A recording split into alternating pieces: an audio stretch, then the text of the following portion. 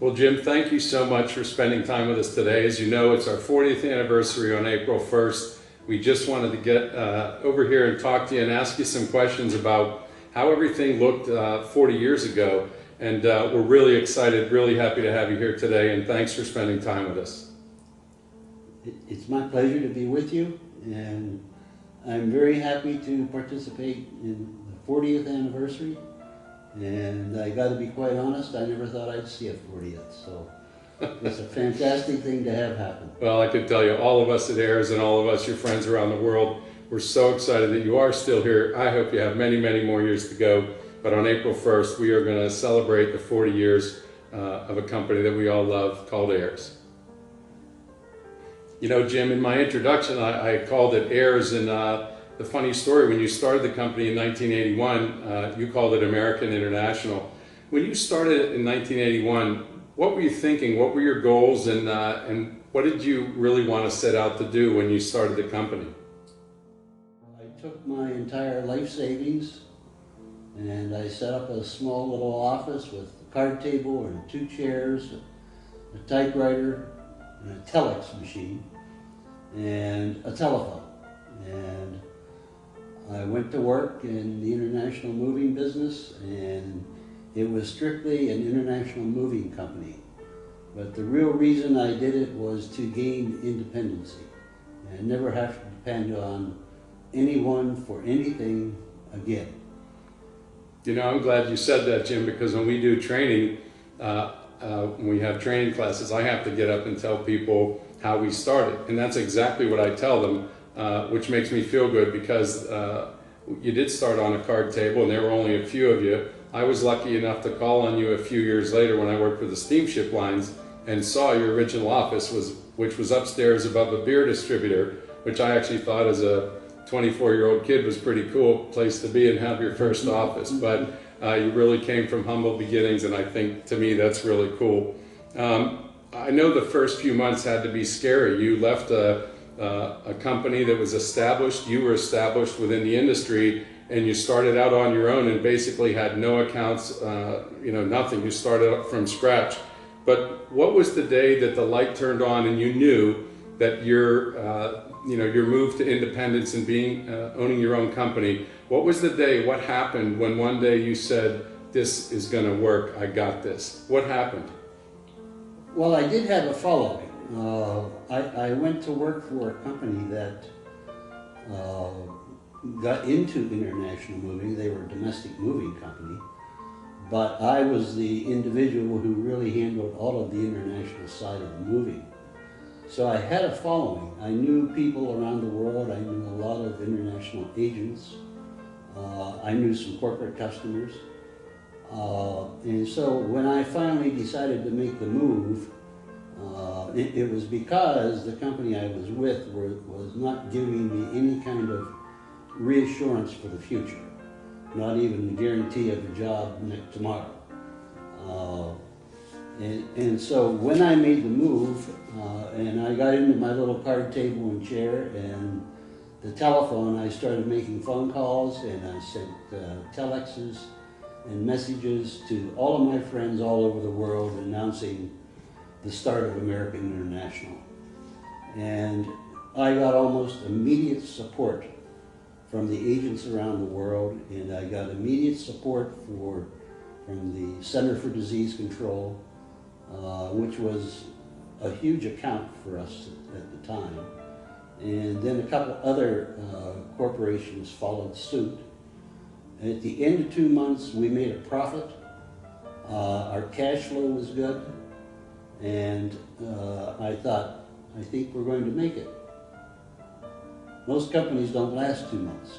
Yeah, and I think that's, I know when you tell the story about how you started and then clients started to come on, and as you started to grow, I started in your 10th year, and I know we only had probably 15 or 20 people at the time, but I know that you had added people, 1 or 2 at a time. And then how did you make the switch into the corporate market and get your first big account other than CDC?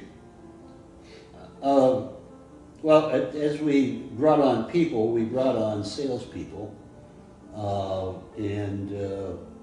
We put our salespeople on the road calling on corporations. And we worked the phones very hard, trying to set up appointments with corporate customers. And slowly but surely we got in the door and began to get a few moves here and there from different companies.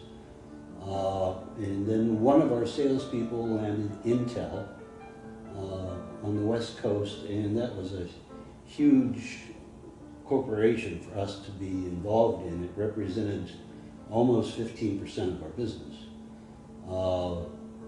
And that, along with the other ones and twos that came along, really helped build our corporate side of the business. And as word traveled from corporation to corporation and they found out who we were, it made it easier for us to get in new doors. And we continued to grow, and we continued to hire more people, and we had more salespeople out on the road, and it was kind of a mushrooming effect. And it sort of one day just all exploded. Once you came on board, it allowed me to delegate an awful lot of my duties so I could focus on other things that would help us continue to grow to the next level. And that actually happened. You did a wonderful job at really building the West Coast business.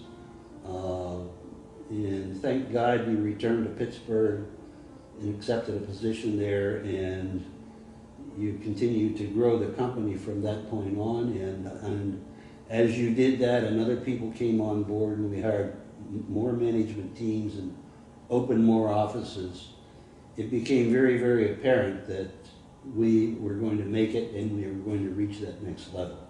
Well, it's two things that to me are interesting too, Jim.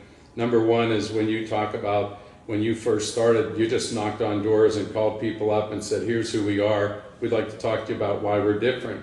And we talk to our salespeople even today. It hasn't changed a whole lot. You have to show why you're different, why you're better. You're willing to out-hustle the other people. You're willing to do more. And nowadays, you're willing to have technology. And I know LinkedIn's out there, and there are people that you can pay to go chase down leads, but we still feel the number one way to do that is to pick the phone up, introduce yourself, and talk to people about what it is and what solutions we have. But more importantly, we want to ask them what problems, what are you going through right now? And this is how AIRS believes we can help you with that. So to me, that's I think that's kind of fun. I do want to remind you the story. You and I went out to California to interview because we had gotten that big account and we wanted to go out and start an office. So you and I went out, we looked at offices, we interviewed a few people, we had 2 people that we really wanted to key in on, and we ended up getting them. And if you remember, we talked a lot about everything, just about philosophy and the AIRS way and the things that we really love about the company. So when we got back off the plane, I gave you a 10-page report that said my biggest fear is how are we going to transfer the culture from Pittsburgh over to California and consider it the same company. And you looked at me and you said, you know what, that's a great point. Let me read this and I'll get back to you. And the next day you said, which was a Friday, you said, hey, I think you need to be the person that goes out there. And I'd only been with the company 18 months. And I said, I'm flattered, but I'm not sure I can do it. And you said, you're the right guy. Let me know your answer Monday. So I went to dinner with my best friend and confidant, Tom Grealish, and we did a Ben Franklin. Here was all the things that were going to be positive, and there was only one negative, and he reached over and shook my hand and said, we're going to miss you. And I came into your office and told you I would go, and you said, can you go in 2 weeks? Which was very fast, and I said, of course I can. I wanted to let you know that I was confident and ready to go. And so we went out very quickly, and Brian Putt and I came out and opened the office up. But it was a great experience, and I was happy that you had the faith in me to do that, because for me it was the beginning of my career kind of taking off. And that day when I went to leave your office, you said, hey Jeffrey. I said, yes. And you said, you did the right thing, because you'd be an idiot to turn this down. So I appreciate your straight advice to me, but anyways, that's the relationship you and I always had, and I appreciate your tutelage, because it's worked out, certainly. I know when you first started, you were in New England and you were doing moving work up there, and I know one of the things that was interesting is how you went about getting your business to find people that were moving. How did you do that? Because I always loved that story. Well, it's actually, I started, my life started on a farm. I was born and raised on a farm, lived on a farm for 12 years, and we lived off of the farm. I mean, I slopped the hogs, I milked the cows, I cleaned the gutters, I did everything that you do on a farm.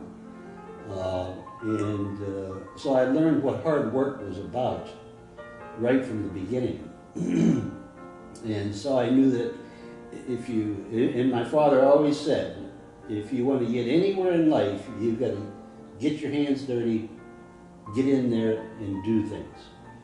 And so when I was hired into the moving business in New England, I was hired by a guy by the name of Jack Cotter. And Jack is the person who has been most responsible for changing my life and getting me into the moving business. And my job when I went in was inside sales.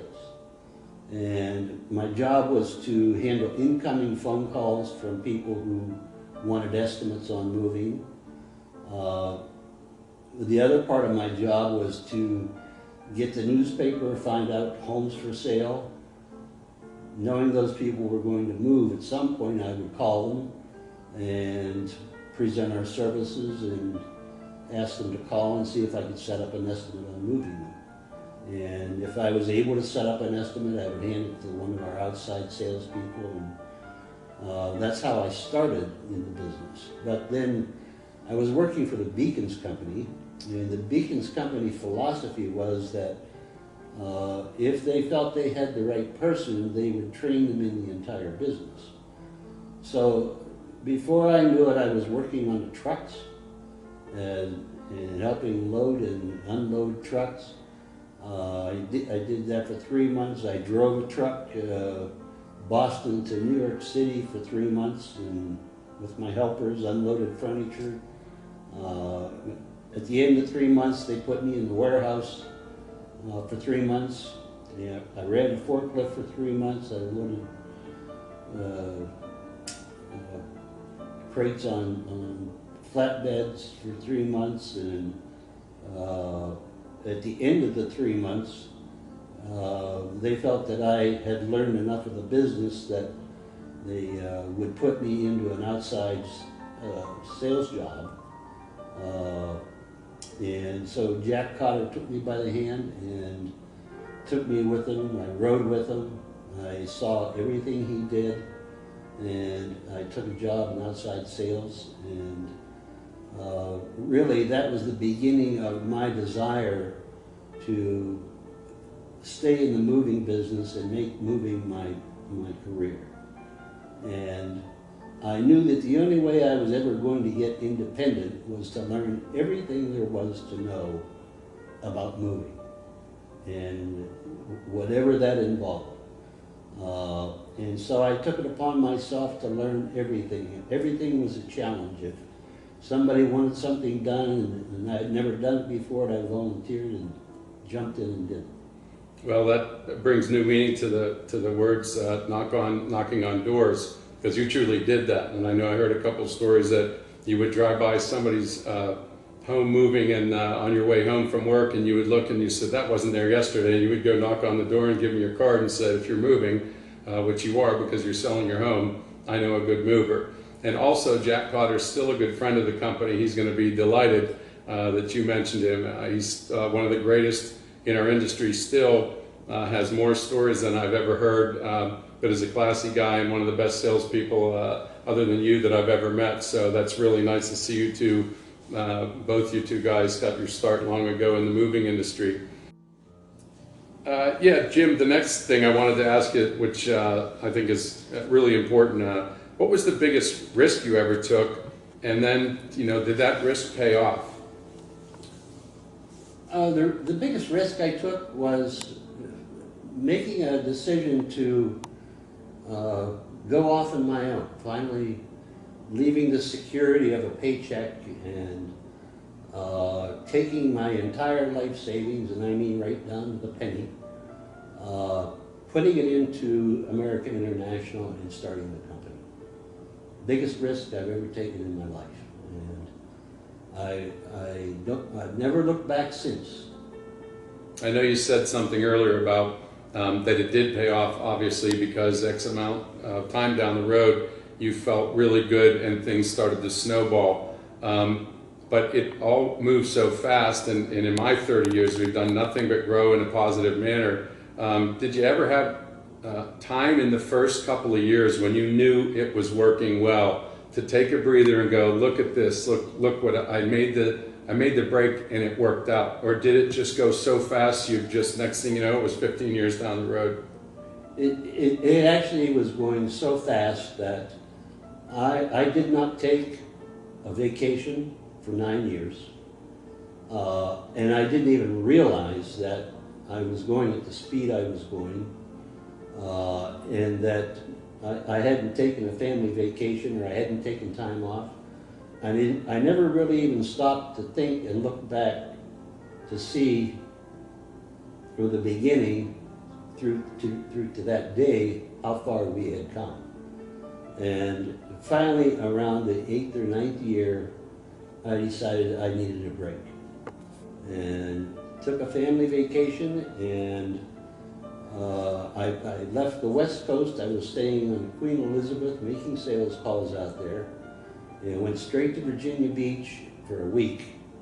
And on the flight back, I just sat back and I started to think about all the years that I put into this, the time that's gone by and how fast it's gone by, and that I haven't stopped to smell the roses. And so I'm going to go smell the roses and sit back and really enjoy how far this success has taken me and how far it's taken other people. Because it's not just a success for me, it was a success for everyone who was employed by American International over those years. And so that was the first real time I stopped to think about how far we've come. Isn't that proof too? When you love what you do, when you love what you do, and you are doing well, you and others, and the team is winning too. It goes so fast because you can't wait to get to work, and a day goes by like that. And everybody knows in the customer service world, which we're in, and the moving and relocation business, it's fast and furious. So you look, and next thing you know, it's 10 years down the road. But when you love what you do and things are going well, it certainly makes it a lot easier. So it's nice to hear that you finally got a chance to take a break. And I am glad that you got a chance to look back, take a breather, and say, look what we did. So that's an inspiring story, and I love that one. So well, actually, Jeff, the thing that break did for me was reinvigorate me into thinking about where do we go next.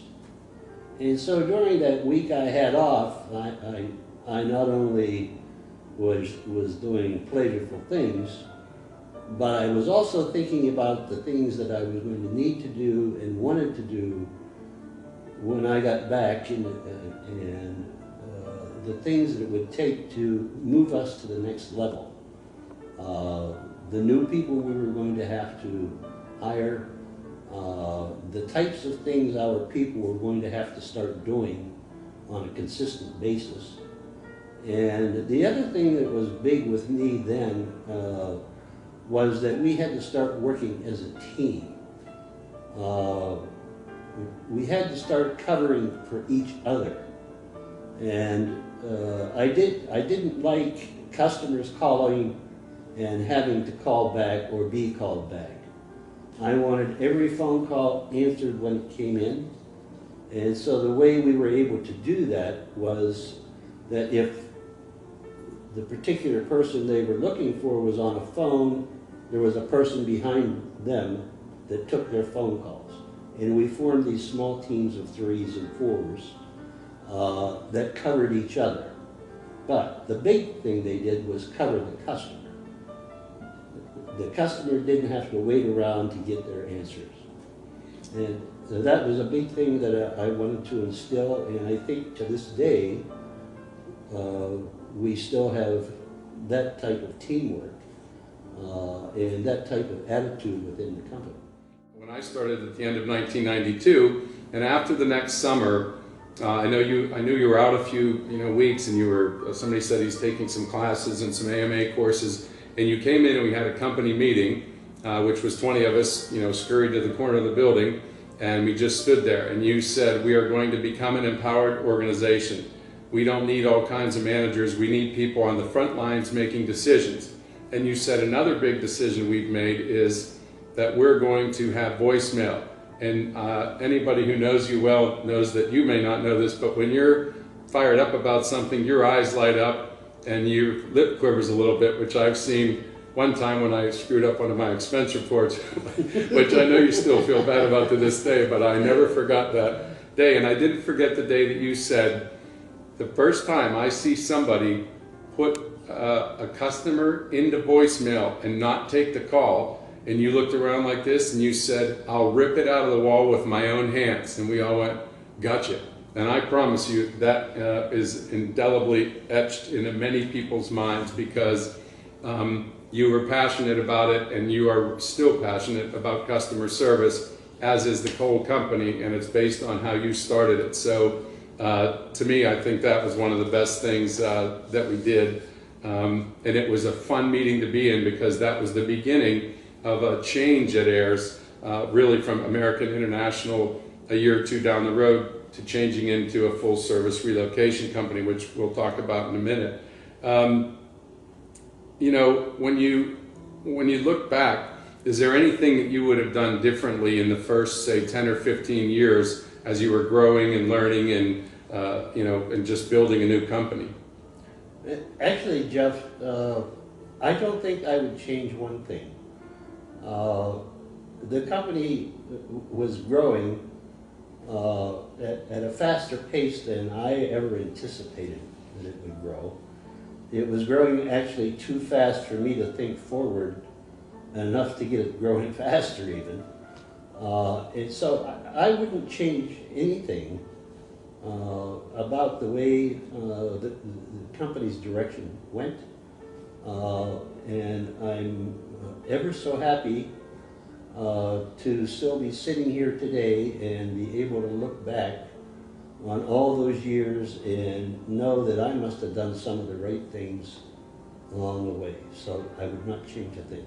Well, that makes me feel good and proud, Jim, because so many people, we now have almost 600 people, and as you know, we have worldwide offices, and to get some humble beginnings out of Pittsburgh, Pennsylvania, and become a worldwide entity that's highly regarded and highly respected in the relocation world makes all of us proud. And many of us that worked for you in the early days when you were in there all the time, it was fun working with you. It was fun starting things with you, because you're a very direct communicator, but you also were fun when things were rolling and everybody was having fun. You made sure that we stopped and had a beer. You would bring down a six-pack and we would just have a beer and just talk about what was going right. But everybody was really proud of the progression that we made, and myself certainly and included. Do you have a proudest moment that you can think of at Ayers? I think the proudest moment I had at Ayers was when I was able to make a decision that I wanted to semi-retire, and that I knew in order to do that I had to get rid of all my responsibilities. I had to train and teach other people to do what I do. And you being one of those people, and 3 or 4 others became the goats that had to pick up on all of the things that I did, and I literally delegated every single thing that I had to 5 people. And I reached a point where I wouldn't do anything. And if someone asked me a question about something, I would just fire it right back at them and say, well, what are your choices? And before I knew it, you said 4 choices, and I said, you've got the answer, just go make a decision and do it. And that is a good way to learn to delegate, because people accept the responsibility without even knowing they did it. And it was nothing but asking a bunch of questions. But my proudest moment was really being able to, at the end of a day, say, I am no longer needed here, and if I am needed, I'm a phone call away. And at 55, I semi-retired and went through some medical situations and decided that full retirement was probably the best thing that I could do.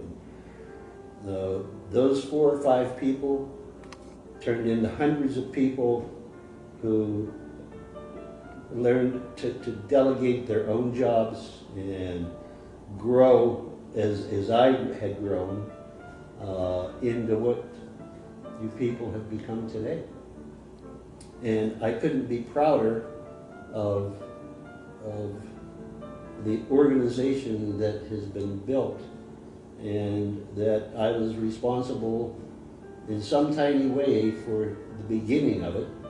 And in the end, rather than fight it, just letting it happen and walk away. Well, for one, I can attest to, we continue that on in the culture now, because there's so many more people that we've delegated more to, and you have to do that or you can't grow exponentially like we have. But we learned that from you, and I know when you first started that, Brian and I would be, huddled together trying to make a decision. We would go, let's call Jim Putt real quick. And you wouldn't answer our call. And then I personally, since I was not the owner's son, for me, it was easier. I wanted to make every decision because I felt pretty confident as a young guy. But Brian had, the responsibility of not only being the president, but he also had the responsibility of being your son, which I think is hard. I think he's done a great job of it. But him and I play very well off one another, and we would give you a couple tries on the phone, and if you didn't respond, I said, Jim said he wasn't going to respond, let's make the decision. So it was a little more fun for me than it was for Brian, but anyways, together we did a lot of good things together, and one of which being take the company from a moving company to a relocation company, which we'll talk about at the end. But speaking of leadership and delegating and things, what are the personality traits that you think make a good leader? I remember some of the things you told me, but what do you feel, people that are out there watching this on our website or whatever, what kind of things make a good leader, and what did you look for when you were looking to delegate? What's a good leader? Well, I think the first thing that a good leader has to have is charisma. And I think it's a word that very few people understand the meaning of. It would probably be a good idea for everyone to look it up in the dictionary and really get an understanding of what it is. But charisma is something that someone has that makes people attracted to that person. They want to be close to them, they want to be attached to them, they want to talk to them, and they trust them and follow them everywhere they go. Charisma is the #1 thing a good leader has to have. Another thing a good leader has got to have is the ability to treat everyone, friend, employee, customer, as if they are your boss. Everyone in the world is my boss. I'm not the boss of anyone unless they want me to be. But we all talk about boss in a way that we work for someone. I worked to make my employees' job easier. They were the boss. They were telling me what would make their job easier. And all I had to do was go to work for them and find a way to make their job easier. Well, that had to make empowerment easier for you too, because that's your vision, right? Let's turn it over to them and let them do. They've been trained well, taught well, coached well. Let's give it to them and let them make a decision. Right. I think another thing that a good leader has to do is be totally honest and true to himself or herself, and true to everyone they come in contact with. A good leader makes commitments to people. And when a commitment is made, it has got to be lived up to. No matter how hard it might be, no matter what the consequences are, when you make a commitment, you live with that commitment and you make it happen. That builds trust, not just in the person that you've committed to. It builds trust that everyone around that person, and everyone hears about it, everyone sees it. And all of a sudden they say, hey, we can trust this guy. And I don't feel bad about going to him. Another thing that I think that a good leader must have is a completely open door policy. My door, and I left it known to everyone in the company, was open, every single person, anytime, any day, whether it be a personal problem, a business problem, problems within the organization with other employees. My door was open. They came in, they sat down, we closed the door, and we talked. And when they left, we resolved the problem. Maybe not immediately, but over time, it got resolved. And so I think that's another thing that a good leader has got to have. Another thing I think that is a big attribute for a leader is to listen. Don't talk, listen. I've said that my whole life. Whenever you talk, you can't listen. And so my biggest way of finding out about people was to ask questions. And not questions that would embarrass them, but friendly questions. And I would get them to talk. And people would become accustomed to me asking questions and listening to them talk. And by the time they were done talking, in many, many cases, they resolved their own issues and learned that if they came to me, I'll listen, but they're going to walk out and resolve their own issues. And so I think it is very important to be a good listener as a leader. When you talk about trust, and I made the comment earlier, so I'm going to tell a quick story now. The only time your eyes lit up to me that I knew of, anyways, in a bad way, was I was on the road the first trip, and I was hurting for money, so I wanted to sign my expense report and get it to you so I would get my money. And I appreciate we've always turned our expense reports around to this day in 3 days. Nobody ever did that. My old companies used to string me out for months. I didn't have the money to float a $10,000 bill. So when we got to Ayers, I appreciated that you said, I pay you quickly because I don't want you to be, strung out with your money. But I want, you said trust is very important to me. So make sure that you sign your expense reports. And that means that you're giving your name, that your name is your honor. And I know you have a military background. My dad was a Marine. So when I heard that, I understood 100% what it meant, because I heard that my whole life. I forgot to sign the first expense report and I handed it in. You came down a couple days later, big smile. Jeffrey, how you doing today? Hey, forgot to sign your expense report. And I said, oh, sorry, Jim.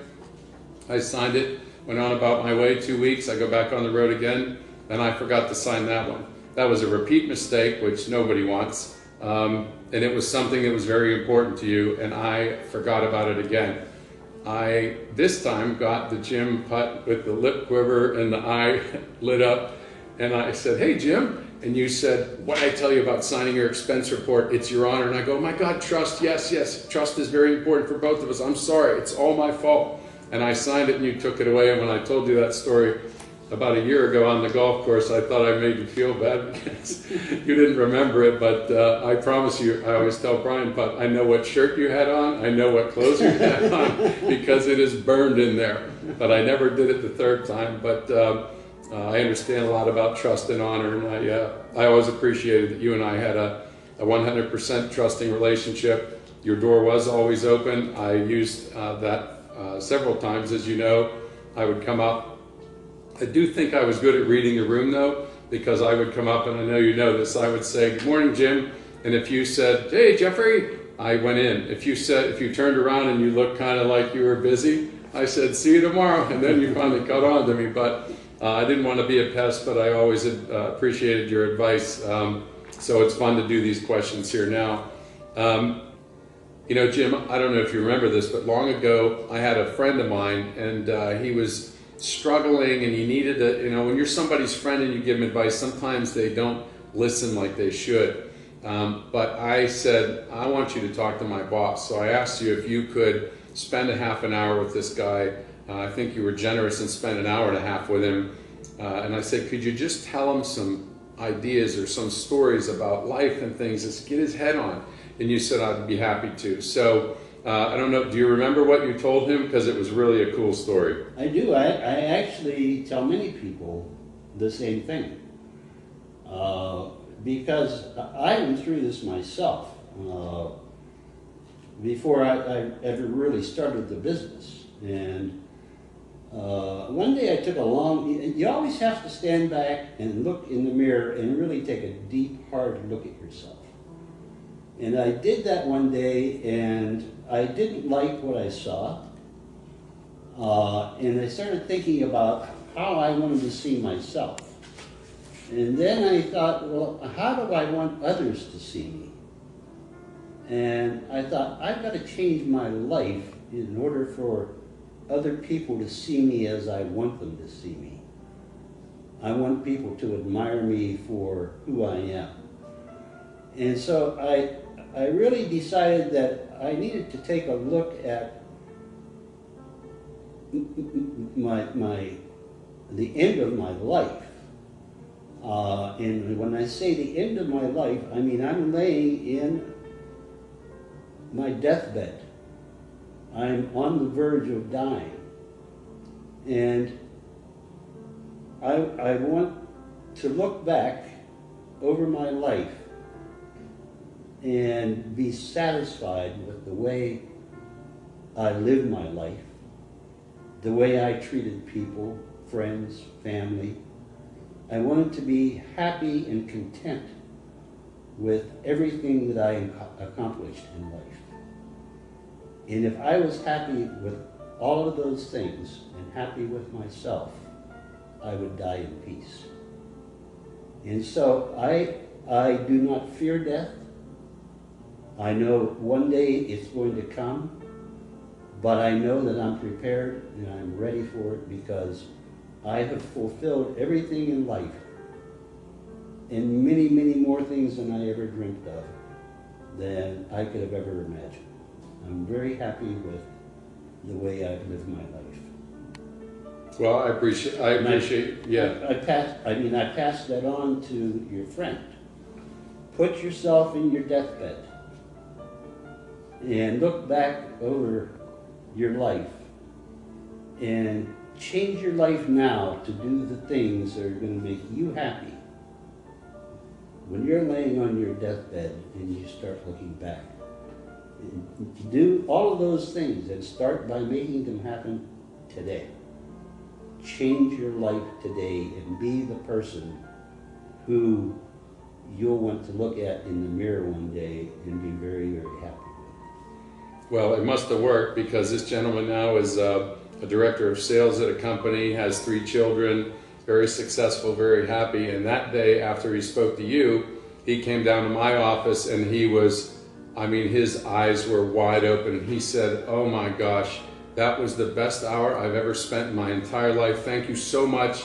And he left and basically changed his ways. He was proactive, not reactive. He used to talk a lot about everything that went wrong and, you know, whose fault it was. And then he started to take responsibility for his own life. And he's just a really good person to boot. So I thank you for spending the time with him. And it's nice to see, too, that it paid off. I wish that I would have had that knowledge from the day I started the company, because it would have been a wonderful, wonderful way to begin a training session. And all the training sessions that I began with new people that we were hiring.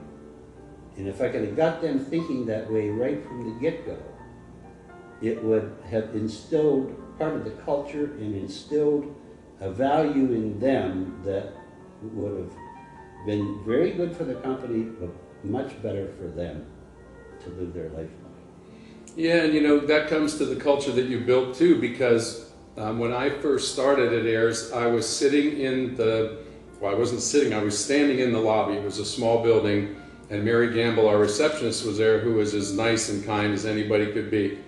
But while I was waiting to see you and Gail, everybody that went by said, "Morning," and I was like, and I kept looking like, this isn't normal. Like, everybody said hello. There were only 15 or 20 people in there. But everybody was busy, and I know I date myself, but the telex machine was making noise right there because Mary put the telexes in. And then everybody I met was kind and polite and had a big smile. But it was buzzing, like it was a busy place. And that's when I started to think, I have to work here. And if you remember my story, after I met with you and Gail for 4 hours, when I got in the car, I called Gail and said, "Gail, I'm sick to my stomach." And she said, "What happened? What's wrong?" And I said, "I have to work at this company. I know what I'm good at. I talked to Jim. I'm good at all these things. I'm not good at this." And Jim said, "I don't need you to do that. I need you to do this, and a lot of it." And I said, "That's in my wheelhouse." And she said, "Take a deep breath. Don't be upset. We are going to give you an offer." Both Jim and I think the same thing. You are built for us in this company. And I appreciate that. But that still is in our culture today. We hire people that want to serve others. If you don't have a story of how you weren't afraid to serve others, then you aren't going to have the right attitude to customer service. If you're not smiling and not the kind of person that others want to be around, would you want to work a 10 or 12-hour day next to somebody who's not happy? And look, we all have problems and bad days, but as you know, when I first started, I had an issue with my girlfriend at the time, and you came in and talked to me. I mean, who does that? A brand new boss says, "Hey, I heard you're having some issues. How are you? Okay?" And I thought, the guy cares about me, and I love this company already. But those are the things that pay off, not because you're looking for a payoff, because you care about the people that work for you. Like you said, you were there to serve us. And you didn't do it just because you were the manager. You did it because you were a good person. And I think we just hire great people that want to work hard and succeed.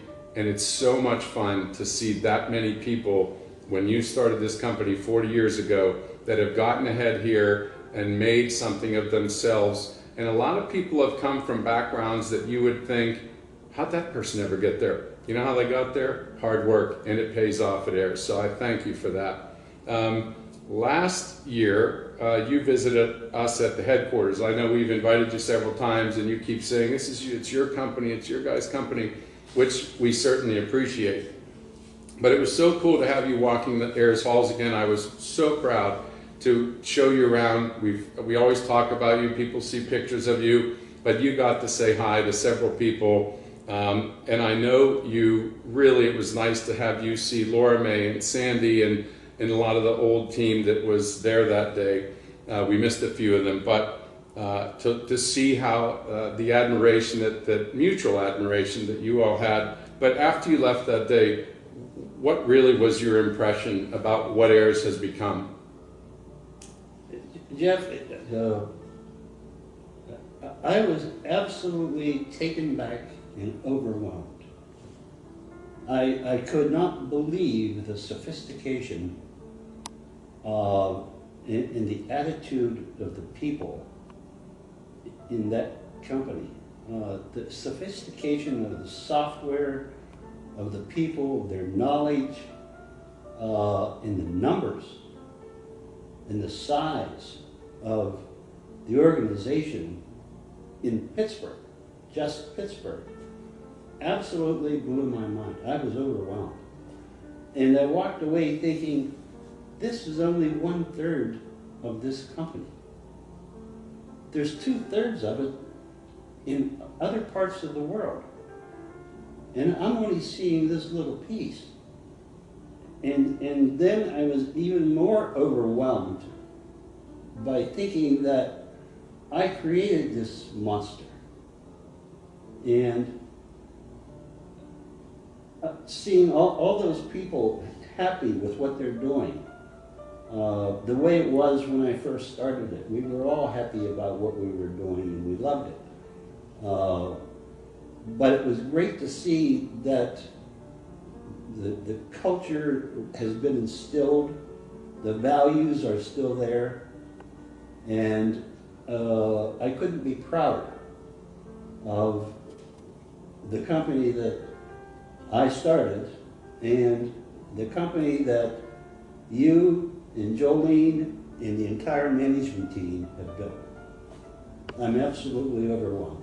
Well, it was fun to have you in the halls, and so many people were excited to see you because they'd never met you, and to know that this is the individual that started on day one with literally a card table and everything, and here we are. I think one of the most fun parts for me that day, other than just having you there, was taking you into our the technology area where you have to have special security, and I always laugh and tell everybody I'm not sure I can get in there myself, but that day my card worked, and take Brian and myself brought you in there, and just to see, as you mentioned, the sophistication, to have 70 people in a room dedicated to our own software, Mobility X.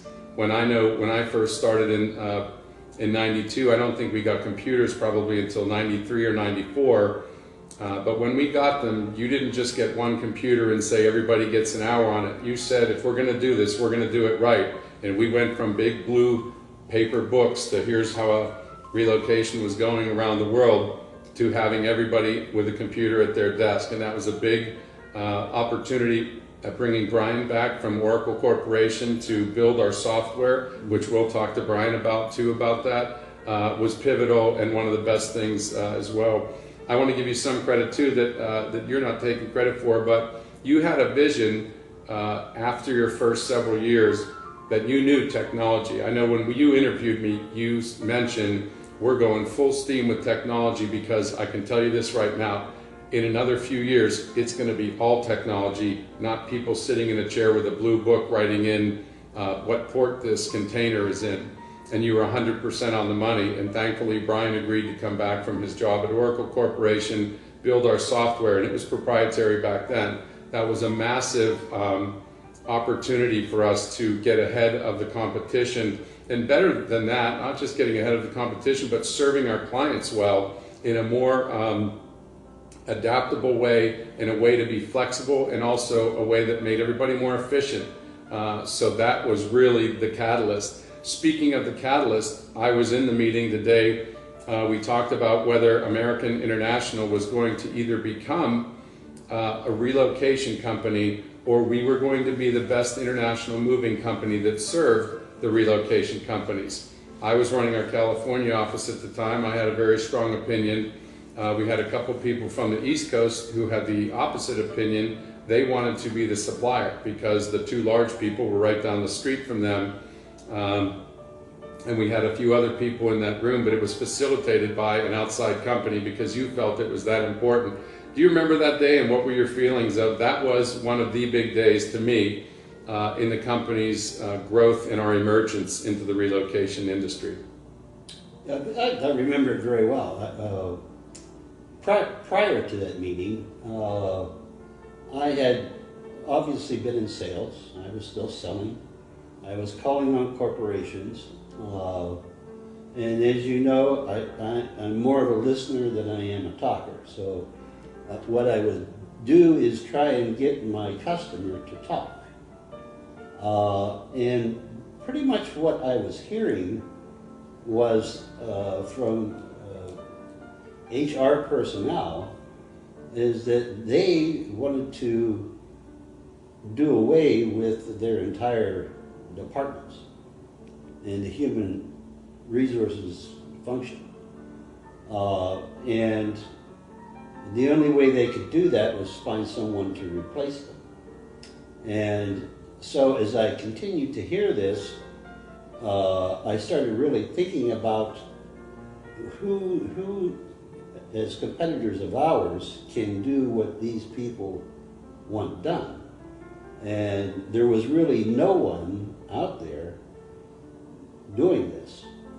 And so I was totally convinced that we had to become more than just a mover. We had to be an all-service company. We had to literally take over or be prepared to take over every human resource function there is. And that meant we had to get into language training, cultural training, real estate, to buy and sell homes. We had to get into payroll, so we could pay these people that are being transferred. We literally had to take over the whole HR function and or get prepared to, because then we were prepared for nothing other than to move somebody internationally. And slowly but surely, we took over piece by piece. It was only one function at a time, but we became very, very good at it. And fortunately, we had good people, Brian, leading the pack that could build the software that we needed in order to do that. And there was a company on the West Coast that said, basically, if you want our business, you're going to have to do this, this, and this. And I was never one to tell anyone no. You don't tell customers you can't do something. You may have no clue how you're going to do it, but you say, yes, we can do that. You walk out and you go find a way to do it and you make it happen. And I did that more than once. Said yes, and I had no clue how we were going to do it. But companies challenging us to do things forced us into becoming the relocation company that we have become. We didn't do a lot of this because we chose to. We got forced into it, and thank God they forced us into it, or we may not have ever done it. But it happened very, very, very fast once the ball started to roll. And it took total culture change within the company. It took everyone within the company accepting that this is what we're going to be from here on out. Instead of just being a coordinator for moving, I have to coordinate people's travel. I have to find them language training. I have to find this and this and this for these people. And we literally were moving families. We weren't moving furniture anymore. We moved families.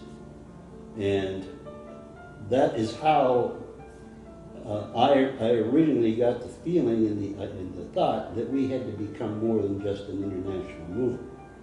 And I was in that room and I fought tooth and nail with everyone that wanted to remain just an international mover about this is the way we should go. And in a couple situations there weren't good results from it, but in the end we've become who we are, and I feel good that we made the right decision, and I feel even more blessed that everyone that has followed has accepted it, and it's all become second nature to them, and they become the absolute best in the business.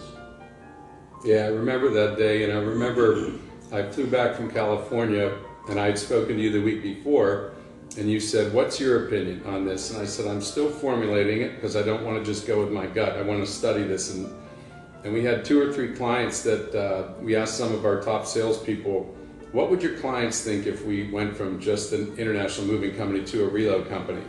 And all 3 were positive, and what they said is, you guys have great customer service, great technology, and great people. Why would you just do it? Why don't you just start it and do it yourself? We said, well, we're not going to buy another company. That's a hard road to go down, to start as a relocation company and then emerge. Here we are. We're now a reload. But we did that. And I remember we had the facilitator there that day, and I had never studied so hard in my life for a meeting. I knew there were 2 groups, one for, one against. I was for, mostly. I wanted to make sure, I was for it if we were going to do it right. If we were going to piecemeal it or whatever, I didn't think it was going to be smart. So you and I spoke, and we mostly agreed on that's a good direction. So, and there were a couple others that were also in that school of thought. So you had told the facilitator, because I'm not as good of a listener as you, I wanted to talk, but I was prepared. And you said, let Jeff go last. But that also frustrated me, because when the other people were getting up and speaking things that I didn't believe were correct, I tried to get in, and you had told him to tell, you'll get your chance. So he shushed me about 3 times, you'll get your chance. And after this is maybe 2.5 hours later, and finally it had all been, I was so fired up because I felt like they were proving my point. We shouldn't do that because those are bad points. And he went, go. And I stood up, and my face was red, and I gave a spiel. I may not have taken a breath for 40 minutes, but when our clients are telling us what to do and they'll back us if we do it, then you should be listening to that. And I was the advocate of the client, the advocate of us getting better and different and doing things like that. So to me, other than the day I started and how much fun that was a pivotal moment for us, because we did shift from international moving, which we've never given up. We still own American International, but forward we went because we did have great technology, great people, and great processes, and service was great. So for us, it worked out very well. But I remember that like it was yesterday. And honestly, when you love business, my dad was a businessman. That's all I ever wanted to do. To come out of a meeting like that, I was like on cloud 9, because we looked around the room at the end, and you said, I believe strongly we need to do this. I already know what Jeff thinks, and Brian, yes. And we went around the room, and everybody basically voted unanimously after we all spoke our minds, yes. But to me, that was one of the most fun days at Ayers, and I'll always remember that fondly, because that was really cool, and it was fun to see you go too. So, and one last question for you, Jim. What would you tell someone who's just starting with Ayers if they were looking for good career advice? When we hire somebody to this day, which you started long ago, we still bring people to Pittsburgh. Now because of COVID, it's all on Zoom. We will return back to bringing everybody to Pittsburgh for a week or 2 so that they understand our culture, understand what we're all about, and hopefully that locks them in their believing, and they'll go on and be an empowered and great employee.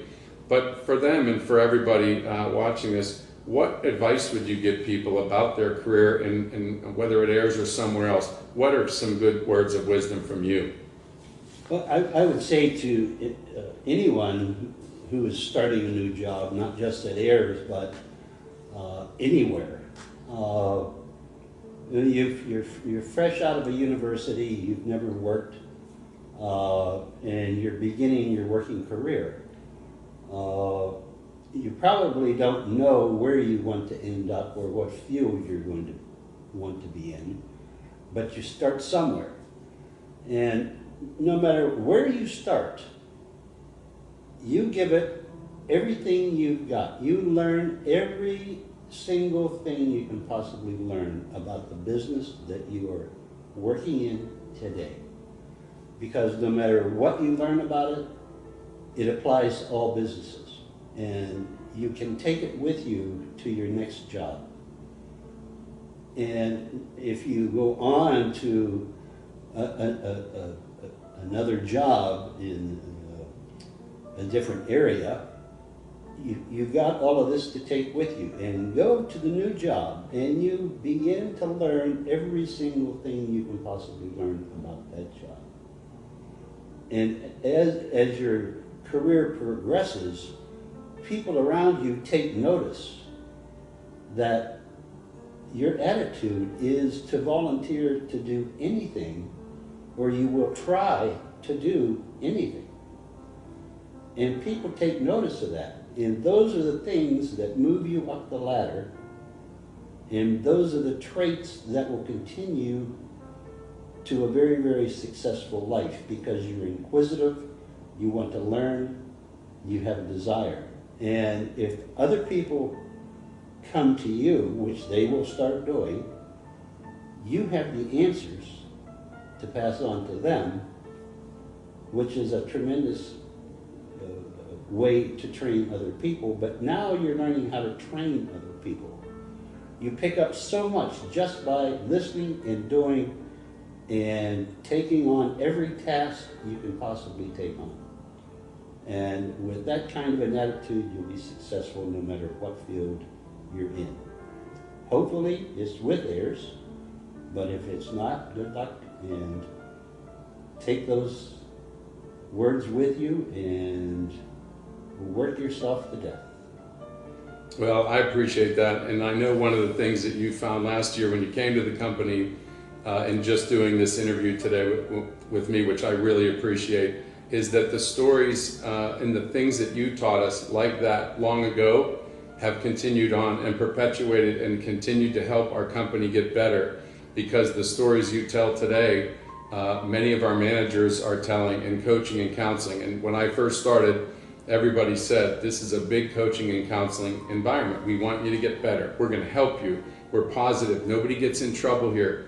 All those things to me are the stories now that I told, that you told me, and many other managers have been told by you and their managers. And to me, that's one of the coolest parts of the Heirs culture, is that it does go on.